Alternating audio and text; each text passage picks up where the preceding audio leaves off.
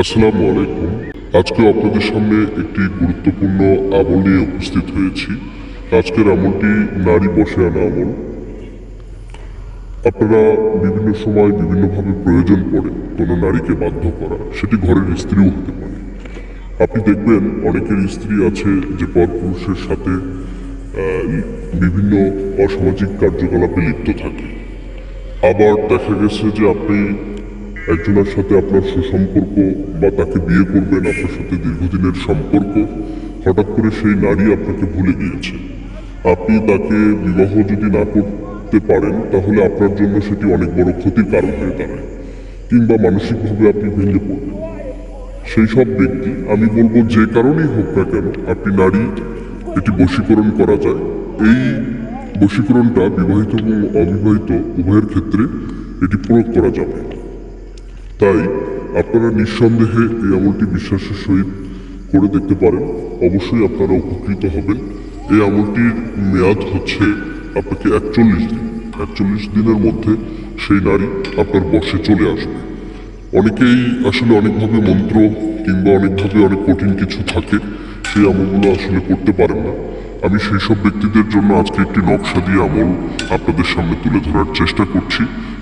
এই নকশাটির মাধ্যমে আপনারা 41 দিনের মধ্যে তাকে আপনারা বসে আনতে পারবেন। এটি কিভাবে করবেন আমি সেই নিয়মের দিকে যাচ্ছি। আপনারা এই আমলটি করার জন্য অবশ্যই এই নকশাটি আপনাদেরকে জাফরান কিংবা আপনাকে লাল কালি দিয়ে লিখতে হবে। সেই লাল কালি দিয়ে লিখে সেম একটা নকশাই করতে হবে। নারী যেদিক দিয়ে হাঁটাচলা করে, যেদিক দিয়ে হাঁটবে, যে রাস্তা দিয়ে হাঁটবে, সেই রাস্তার নিচে আপনাকে এটি পুঁতে রাখতে হবে। সেই রাস্তা দিয়ে সেটি আপনাকে যখন পার হয়ে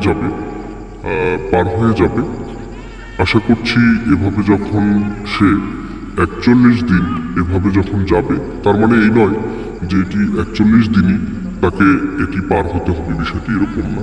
এটি একদিন গেলেও হবে, কার্যক্রম শুরু হবে। একদিন যদি এই রাস্তা দিয়ে পার হয়, দেখবেন অটোমেটিক সে 41 দিন, 42 দিনের মাথায় সে আপনার আসলে বাধ্য হয়ে যাবে। নিয়মটা খুবই সহজ এবং পরীক্ষার মাধ্যমে তুলে ধরার চেষ্টা করেছি। এটি একাধিক ব্যক্তি দ্বারা পরীক্ষিত করে আপনাদের সামনে তুলে ধরার চেষ্টা করলাম। সঠিকভাবে আমলটি প্রয়োগ করুন, তবে ভালো কাজে প্রয়োগ করুন। এই আমলটি অব্যর্থ একটি আমল, তাই এই আমলের অনুমতি আমি সবাইকে দিতে পারবো না।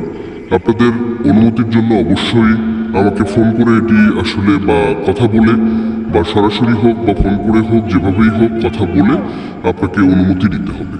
অনুমতির জন্য অবশ্যই কথা বলতে হবে, কারণ আমি জেনে বুঝে আপনাকে অনুমতি দেবো আপনি কেন করতে চান, কী কারণে করতে চান। অনুমতি দিলে তখনই আপনারা এই আমলটিতে সফলকাম হতে পারবেন। তো আজ এই পর্যন্তই। আপনারা ভালো থাকবেন, সুস্থ থাকবেন। অবশ্যই নকশাটিতে আমি নিচের দিকে আপনারা লিখে রাখবেন আপনার নাম, আপনার বাবার নাম, আর মেয়ের নাম, মেয়ের মায়ের নাম। শুধু এভাবে আপনারা লিখে নকশাটি পুঁতে রাখুন। আশা করছি ইনশাল্লাহ ওই রাস্তা দিয়ে পার হলে সে আপনার হয়ে যাবে।